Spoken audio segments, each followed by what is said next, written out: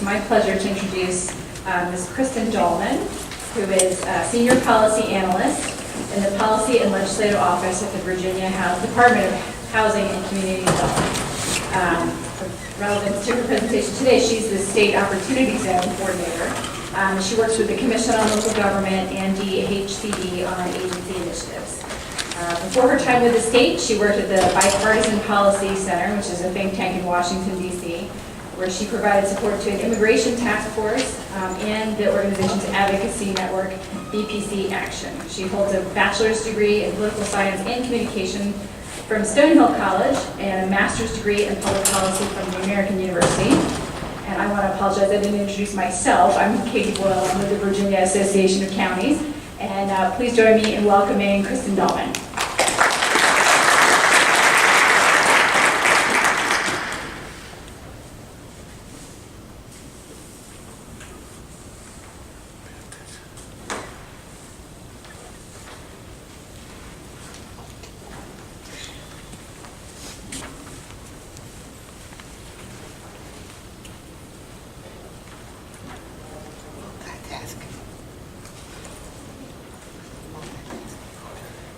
Okay, so we saved the really wild and exciting tax benefits part for the end, so I'm really excited.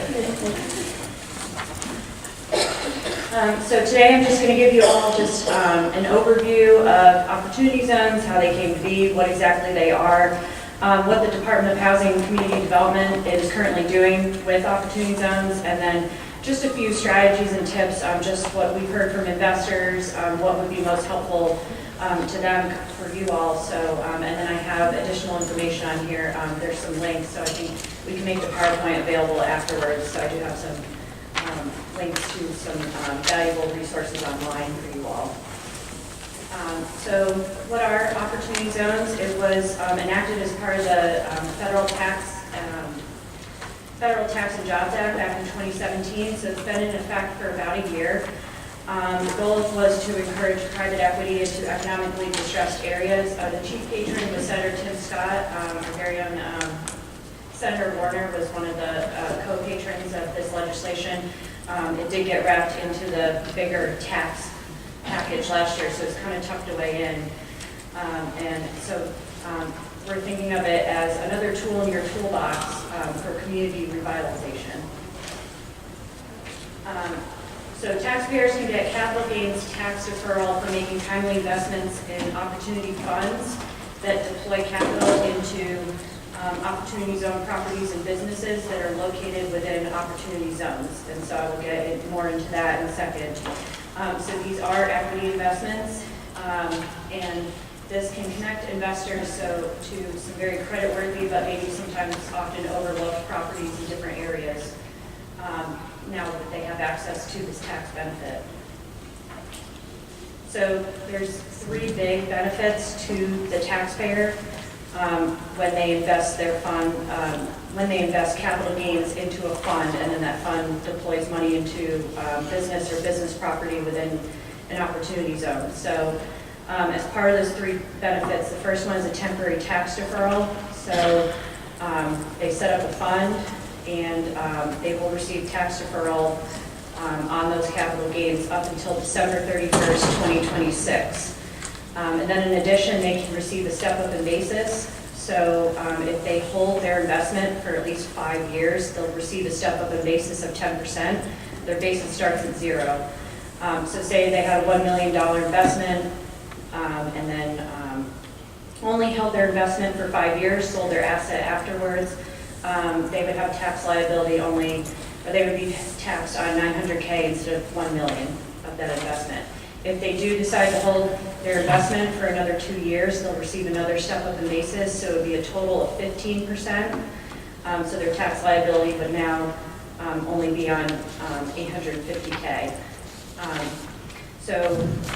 I'll show you all a timeline a little bit, but say they were to invest by this year, they would have up until also December 31st, 2026, so they would receive the tax deferral and both step up in basis. At the time of December 31st, 2026, they would owe then taxes on that capital gain. If they hold for 3 more years though, for a total of 10-year holding period, any appreciation on that gain, so say they decided to sell their asset and they sell it for $3 million, that gain will be completely tax-free for the investor. So there's a huge incentive for them to hold on to that investment for at least 10 years. So just what I was talking about, just to kind of give you a timeline. So say you had an investor who had the $1 million in capital gains. They form an opportunity fund, and by January 2nd, 2019, so they have 6 months until they have to start deploying capital into a business or a business property. So by June 30th of this year, they're going to need to start investing. The 5-year holding period would then be about June 20th, 2023. And then if they had their 7-year holding period, that would be June 30th, 2025. December 31st, 2026. So again, that's when the deferral period runs out and they will owe taxes on that original capital gain. However, if they keep it in for another 3 years for that 10-year holding period, by June 30th, 2028, if they do have an appreciation on that gain, that will be tax-free to them. So kind of give you all an idea of how the program is going to work for an investor. So what are these funds? So taxpayers can just self-certify on their tax return. They can be individuals, can be corporations, but it does need to be set up as a corporation or a partnership, so it can be an LLC. But we're not just looking at big investment firms or corporations. Any individuals could be high net worth, could not be, they just have capital gains. They are eligible to put their money into these funds to receive this tax benefit. They must hold 90% of their assets in the property or the business, so they have about 10% of extra equity that could go into other parts of that business or the business property that may not qualify for the tax benefit. So depending on how large the fund is, that 10% could go a long way helping with other costs. And again, they have 6 months to deploy the capital from the first month into the project. And that is measured based on a 90% asset test. So draft regulations were released on October 19th, 2018. And they were out there for a 60-day comment period, so they are still in draft form. The comment period just ended December 28th, very recently. So, the draft regulations are spelling out more details on what that 90% asset test is going to be. So at this time, I don't have as much information on that, but it will be forthcoming. So what can an investor invest in? So there's a lot of variety of uses. Commercial real estate renovation, opening a new business within an opportunity zone can also be an existing business that significantly wants to expand its operations. It could also be an existing business that maybe has their location outside an opportunity zone and then relocates within that zone. So all of those are eligible for the investor to receive this tax credit. Substantially all of the tangible property owned or leased by a taxpayer is opportunity zone business property. So there's a substantially all test that they'll have to meet as well for the investor to get this tax benefit. And I'll mention this later, but right now in the draft regulations, they're saying that only about 70% of the business or the business property needs to be within the opportunity zone. So say the business has a couple locations, as long as the majority of their operations are within the zone, that investor can receive the tax benefit. One thing about opportunity zones is they're meant to be very flexible. The administration directed U.S. Treasury to go light on the regulations, so they're basically just clarifying a lot of confusing points that were passed as part of the Tax and Jobs Act. So one benefit of this is it's going to be a lot better than, say, your new markets tax credit. There's a lot less benchmarks that you have to meet, so it's very flexible. You can layer with a lot of different incentives. So state grants, foundation grants, other capital. One tax credit that actually lines up nicely with is the historic tax credit due to the holding period. And also the low-income housing tax credit too. It can definitely be layered with that. There's definitely some developers and firms that are looking at that right now. So there's a lot of different incentives out there that can be layered with this to make it a better investment for the investor or just make the project happen. So what are opportunity zones exactly? So they're low-income census tracts as per the criteria by the U.S. Census. So back in January around this time, we received a letter, or the governor did, and then he asked our department and the Virginia Economic Development Department partnership to help craft nominations for these to be designated, for these low-income census tracts to be designated as opportunity zones.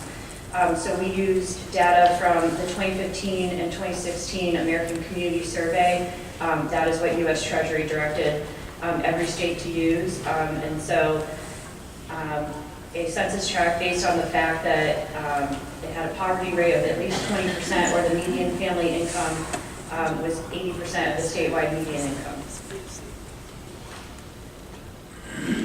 So when we aggregated our data together based on the U.S. Census, we ended up with 901 census tracts. As part of the federal legislation, Virginia and every other state was directed that we could only nominate 25% of our eligible low-income census tracts. So the maximum that we could nominate was 212. So we definitely nominated 212, and U.S. Treasury was able to certify all of the designations. And as you can see here on the map, we really tried to be proportional across the state.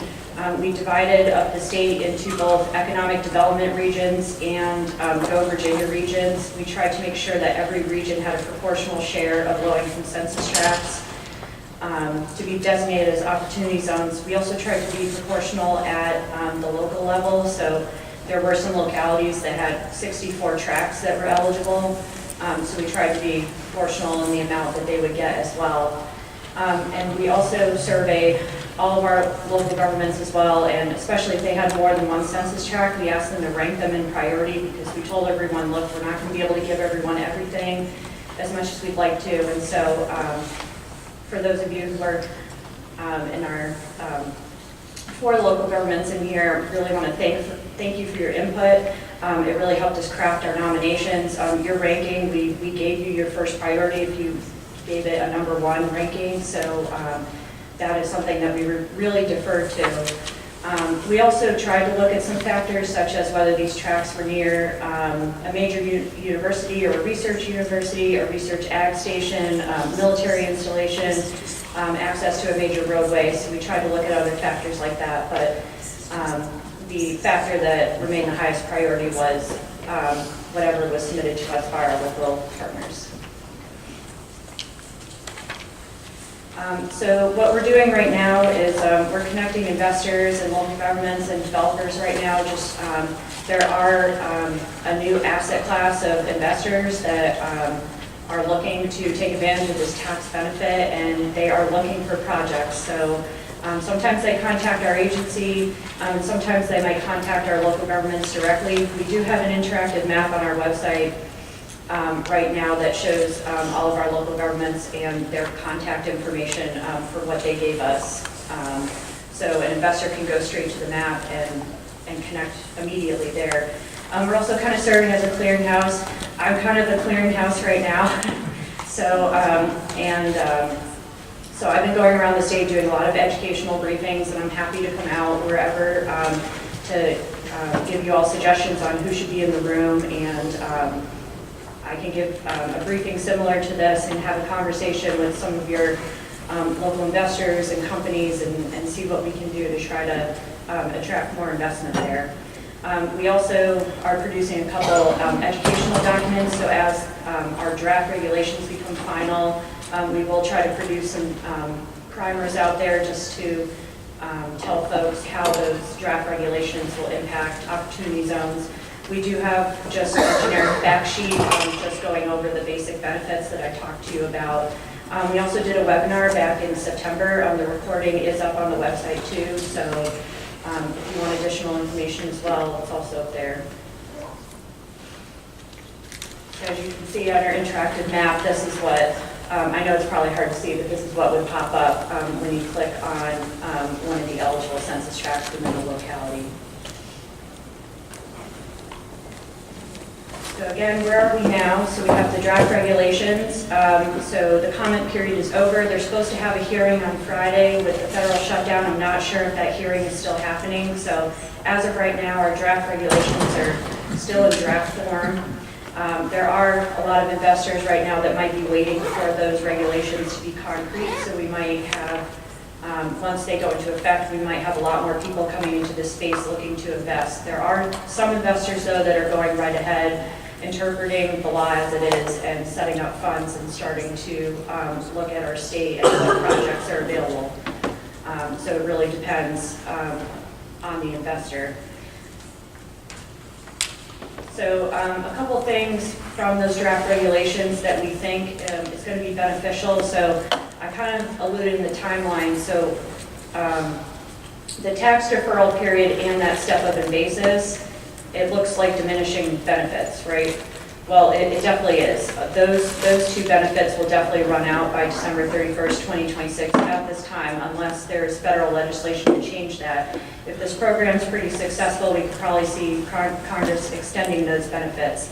As of right now, though, U.S. Treasury is part of the draft regulations for that special 10-year holding period. U.S. Treasury will honor investments made up until December 31st, 2026. So even if that investor doesn't get the tax deferral period or the step-up in basis, if they elect to defer that gain by that point and then hold for 10 years, so even after the census tract designations have expired, they will still get that 10-year holding period benefit.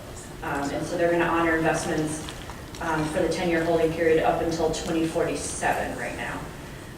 So that is something that's going to be included for investors immediately instead of waiting on congressional action. In addition, again, as I said before, 70% of a qualified opportunity zone business tangible property will meet substantially all requirement. So that's another draft regulation right now, but we do see that going into effect. And then another thing that I noted before is that right now, they only have about 6 months to deploy their capital in a project. Well, that's not very conducive for construction projects. So U.S. Treasury is proposing in their draft regulations a 31-month grace period. So I can definitely see this working better with smaller construction projects. For the bigger ones, this may still not be sufficient enough. So there are a lot of comments out there from different partners that are asking for even more of an extension on this for deploying that capital into a project. So we'll see whether U.S. Treasury changes this from the 31-month grace period or not. And so a couple things that we've been seeing that seem to be very useful for investors right now is we do have some investors who are just driving around the state and dropping in. They want to see what vacant properties you have, what businesses need investment, and so some are looking for a marketing prospectus as well. So Bruce Katz, he used to be at the Brookings Institution, now he's kind of doing his own thing, but he created this marketing prospectus template that's up on Drexel University's website, and it's very comprehensive. It has a lot of different tips, and so I've been going around showing people this as like a way to help highlight some investable deals, properties, just to have something ready, because some of these investors are actively seeking out projects across the state. So I've gotten a lot of questions on whether opportunities on capital can be used for public buildings such as schools. The regulations don't really imply anything like that yet, so at this time I can't give a concrete answer on that. However, if a public building was part of a mixed-use project, that opportunity zone capital could be used for maybe some of the rental properties or the business portions of that mixed use. But for the public facilities, it's just unclear right now whether we'll be able to use it for that. And again, this is a new asset class, and so it's equity coming into your projects. So a lot of folks are estimating that it may only account for maybe 5 to 30% of the capital needed for your project. So you're still going to need some capital stacking here, but this is actual equity coming into your projects now instead of just a different type of financing or grant money. So just some additional information. We have some resources up on our website. CDFI or the IRS also have some frequently asked questions and resources about opportunity zones. The Economic Innovation Group, so Sean Parker, who was the founder of Napster, he actually came up with this idea and helped shop it around, lobby it around Congress, and so he started this Economic Innovation Group, so they've kind of been at the forefront opportunity zones. So they do have a lot of resources on their page too, if you're looking to dive deeper into the subject. And then Enterprise Community Partners as well. They are part of a $250 million fund that does want to invest in the Commonwealth. So they have a lot of resources on their website too. Their fund is called Emerging Communities Fund. So they do have information about that up on their website. So if anyone has any questions for me, I can, yes.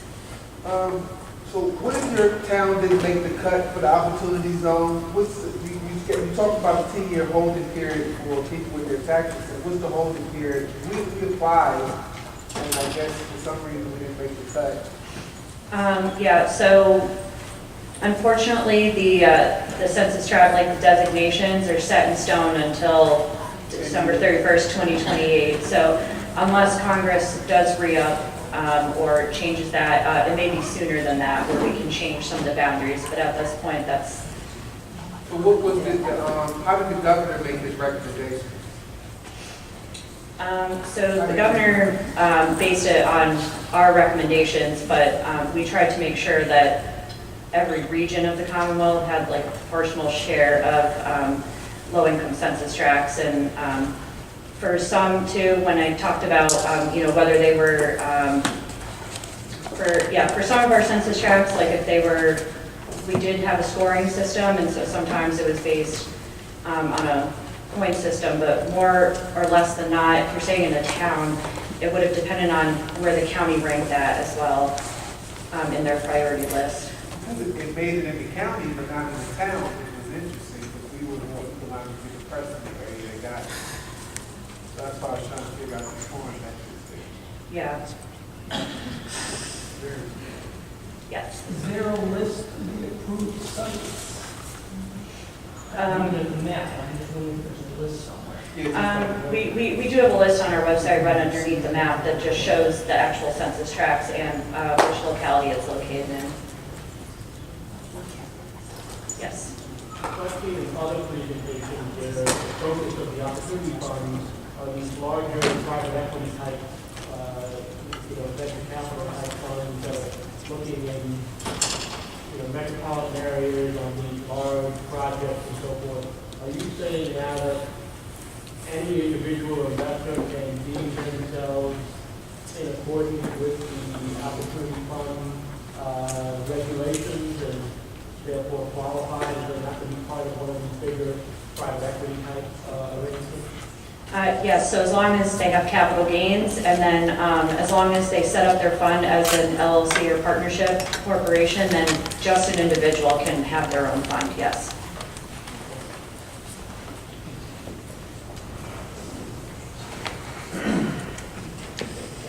Kristen, I have one quick question. The opportunity zones, as they are designated, fairly locked in until 2020.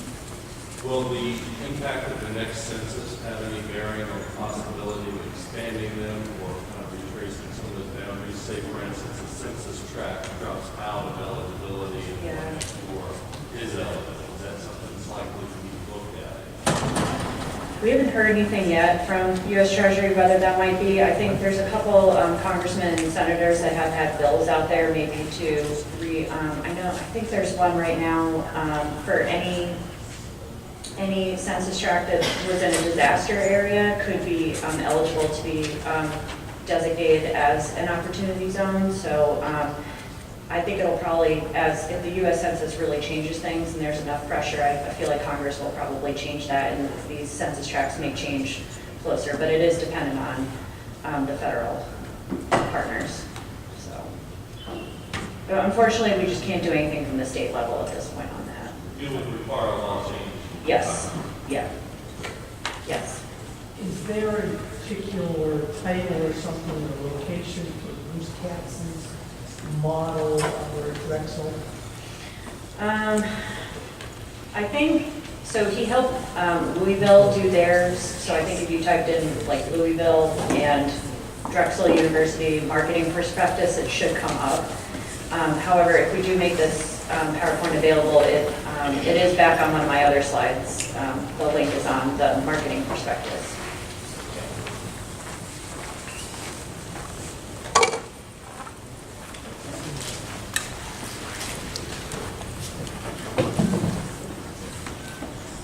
Well, thank you all. Appreciate you sticking through me.